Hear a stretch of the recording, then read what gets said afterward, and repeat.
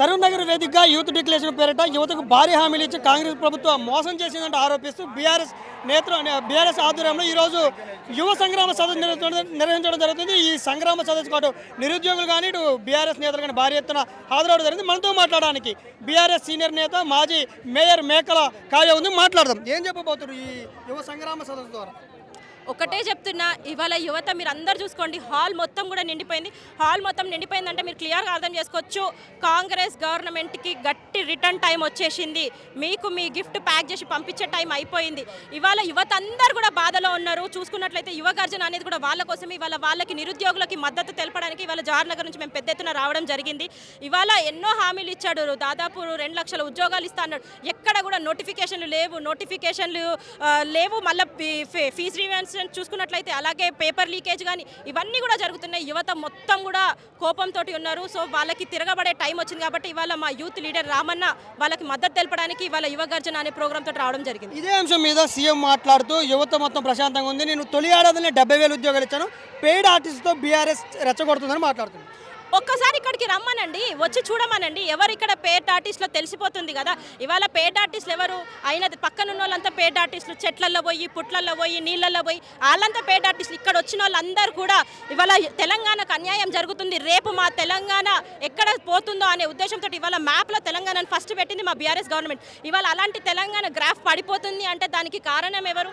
Congress party, Revanth Reddy. ఇవాళ ఆయన పక్కన ఉన్నదంతా రీల్ ఆర్టిస్టులు, రీల్స్ చేసేటోళ్ళు. ఇవాళ ఇక్కడ మీరు చూసుకున్నట్లయితే వీళ్ళందరూ కూడా వాళ్ళకి జరిగిన అన్యాయం తెలవడానికి ఇక్కడికి వచ్చారు. ప్రతి ఒక్కరు కూడా బీఆర్ఎస్ పార్టీకి మద్దతు తెలపడానికి వచ్చారు. మీరేమో నెంబర్ 1 చేసినామంటారు, ఆయన అది ప్రజాపాలన, తెలంగాణ రైజింగ్లో ఉంది, నేను రైజింగ్ చేస్తున్నా అని మాట్లాడుతుండ్రు. దీన్ని తట్టుకోలేక వరలేక బీఆర్ఎస్ అని ఆరోపణలు చేస్తున్నా మాట్లాడుతున్నారు. ఒకటి మీరు చూసుకోవచ్చు, తెలంగాణ ఎక్కడున్న తెలంగాణని ఇవాళ ఐటీ మినిస్టర్ అయ్యుండి ఎన్నో కంపెనీస్ తీసుకోవడం రావడం జరిగింది. మీరు చూసుకున్నట్లయితే ఒక్కసారి ఎంతోమంది ఫిలిం స్టార్స్ కూడా, మీరు రజనీకాంత్ చూడండి, మీరు చూడండి ఎలాంటి తెలంగాణ. అసలు ఇది నేను తెలంగాణ అనుకోలేదు, ఎక్కడో దుబాయ్లో ఉన్నానేమో అనుకున్నా అని ఇవాళ తెలంగాణను అలాంటి ప్లేస్లో పెడితే మీరు దాన్ని తీసుకొచ్చి అన్ని హైడ్రాలు పెట్టుకుంటూ కూలగొట్టుకుంటూ వస్తున్నారు, మొత్తం అరాచకం చేస్తున్నారు. ఇవాళ తెలంగాణ ఫస్ట్ వచ్చిందంటే మీరు గూగుల్లో కూడా చూడొచ్చు, the best IT minister KTR సరే ఉంటాడు. ఎన్నో కంపెనీస్ తెచ్చి ఎంతో మందికి ఉద్యోగాలు కల్పించాడు. అలాంటి తెలంగాణని ఇంకెక్కడికో తీసుకుపోతున్నావు, ఇది లేదు అది లేదు, మమ్మల్ని చూస్తే అప్పులు ఇస్తలేరు, మమ్మల్ని తీసుకపోతే చెప్పులు దొంగతారు. అసలు ఏం చేస్తున్నావు నువ్వు? తెలంగాణకి ఏం చేస్తున్నావు? తెలంగాణ గ్రాఫ్ మొత్తం పడిపోతుంది కేవలం రేవంత్ రెడ్డి వల్లనే. ఇవాళ చూసుకున్నట్లయితే అది ప్రతి ఒక్కరికి కూడా అర్థమవుతుంది అసలు ఏం మాట్లాడుతుండే. ఒకసారి రక్తం చింది ఇచ్చినా కూడా నేను నా దగ్గర రూపాయలు లేదంటే ఎట్లా చూస్తారు? ఇప్పుడు రైతుల గురించి ఏమో రక్తం చెందించైనా రక్తం చేసి పంటలు మార్చండి అంటుండ్రు, అతను నిరుద్యోగులు ఎండిన తాగమంటే మీ అధినేత మాజీ ముఖ్యమంత్రిని నేను బంధించిన పశుపతి లాగా మాట్లాడుతున్నాను. ఎట్లా చూస్తారు ఈ వాక్యాలన్నీ? ఒక్కటి క్లియర్గా చూడొచ్చు, నువ్వు నీ నోటికి ఎంత గనం, నీ నోటి నువ్వు ఎంత కంట్రోల్ పెట్టుకుంటే అంత మంచిది. ఇవాళ యువత గర్జన చేస్తుంది అంటే యువ గర్జనకు వచ్చిర్రు అని అంటే ఇవాళ నువ్వు రైతులకు చేసిన మోసం, వీళ్ళకు కూడా చేసిన మోసం కోసమే ఈ రిటర్న్ గిఫ్ట్ ఇవ్వడానికి వాళ్ళు ఇక్కడ అందరు రావడం జరిగింది. ఇవాళ రైతులందరినీ నువ్వు రక్తం చల్లితే పంటలు పండుతున్నాయి. అసలు ఏ విధంగా అంటున్నావు? నేను రైతులకు ఒకటే రిక్వెస్ట్ చేస్తున్నా, కాంగ్రెస్ ఎవరన్నా వస్తే వాళ్ళని తరిమి కొట్టండి, వాళ్ళని కొట్టండి అని క్లియర్గా చెప్తున్నా. ఎందుకంటే ఆ తరిమి కొడితేనే వాళ్ళు పోయి వాళ్ళ పెద్ద మనిషిని తరిమి కొడతారు. అప్పుడు క్లియర్గా తెలుస్తుంది రైతులను అంటే మనం ఎంత జాగ్రత్తగా ఉండాలి. అలాగే రేపు ఈ యువత కూడా అందరికీ కూడా ఒకటే తెలియజేస్తున్నాం, కాంగ్రెస్ లీడర్లు ఎవరన్నా మన గల్లీలకు వస్తే, బస్తీలకు వస్తే అడ్డుకోండి. వాళ్ళని అడ్డుకుంటేనే వాళ్ళకి కరెక్ట్ అయిన గుణపాఠం తెలుస్తుంది.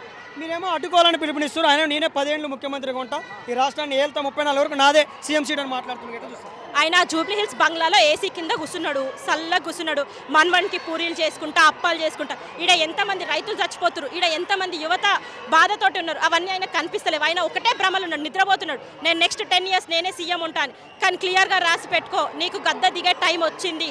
మా బీఆర్ఎస్ గవర్నమెంట్ గట్టి గుణపాఠం నీకు తెలియజేస్తుంది. అది మీరు బస్తీలలో పోతే వాళ్ళే చెప్తారు, జనాలే చెప్తారు, మాకు దండం పెడతా, మాకు మా కేసీఆర్ కావాలా, మాకు మా బీఆర్ఎస్ పార్టీ కావాలని. ఎక్కడ పోయినా ఇదే పాట, ఇదే మాట. యువ సంగ్రామ సదస్సు ద్వారా నిరుద్యోగులకి తెలంగాణ ప్రజానికానికి ఏం చెప్తారు? జస్ట్ ఇది ట్రైలర్ మాత్రమే, ఇంకా పిక్చర్ బాకీ ఉంది.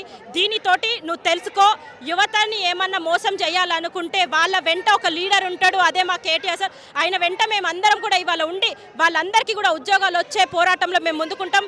చెప్పిన హామీలు నెరవేర్చే వరకు కూడా మేము మా పోరాటం ఆపం. రైట్, ఇది పరిస్థితి. ఏదంటే ప్రభుత్వం ఏదైతే ప్రభుత్వం ఉందో అధికారం రావడానికి నిరుద్యోగులే ప్రధాన, కానీ వాళ్ళకి హామీలు ఇచ్చి అధికారికి వచ్చి నెరవేర్చట్లే. కాబట్టి ఇది మొత్తం మేము సినిమా, ఇది ట్రైలర్ మాత్రమే, సినిమా చూపిస్తూ ఇలాంటి సంగ్రామ సదస్సులు కానీ పెద్ద ఎత్తున ఉంటాయంటూ రైతులు ఇక్కడ నిరుద్యోగులు కూడా ప్రభుత్వాన్ని కానీ కాంగ్రెస్ నాయకులు కానీ తరిమి కొట్టాలంటే కూడా బీఆర్ఎస్ నాయకులు పెద్ద ఎత్తున పిలుపునివ్వడం జరుగుతుంది. కెమెరామెన్ అశోక్తో లింగరాజ్, సరూర్ నగర్.